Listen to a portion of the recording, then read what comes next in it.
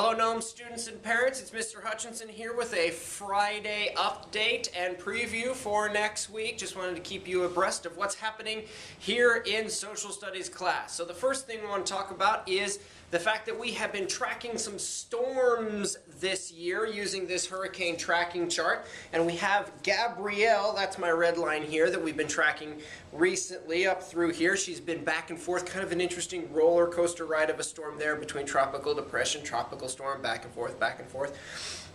We're keeping our eye on Umberto. Umberto's not quite on our map yet, as our map starts at 45 degrees west longitude, and Umberto's about 30 right now, so he's about 15 degrees of longitude away from our map. But if he gets here, we'll start tracking him. Today, earlier classes were tracking Tropical Depression 10 over here off of the coast of Veracruz, Mexico. But as we got to our later classes, Ingrid has now been named, so she became Tropical Storm Ingrid during our day today. So she's over here off Mexico. She's going to head off that way. So we're keeping track of storms, practice latitude, longitude, talking about storms, weather pattern, that type of thing. That's one of the things we've been doing. We've been talking a little bit about Native people this week. We talked about a group of people called the Cliff Dwellers earlier in the week. We also talked a little bit about mound builders, the people that kind of came down across the land bridge and then split in the Americas to kind of form the Mississippi Valley area and then over into the kind of southeast United States and Mexico.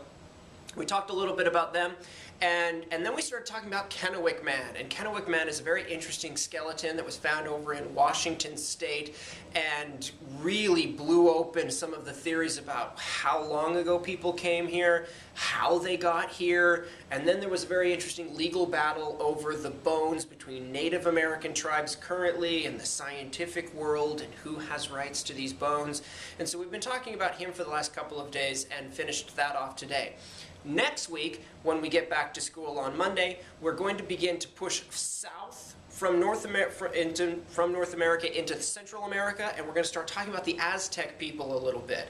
After we've talked about the Aztec, we'll start talking a bit about the Mayan people of the Yucatan Peninsula, Mexico area, and then we'll end with the Inca people. And so for the next 2 weeks, we'll be talking mainly about the Aztec, the Inca, and the Maya, and what makes them similar, what makes them different, how they got to be who they were, what were the kind of interesting things that they did, and then what happened to them as we started to have European explorers come across and finding the New World.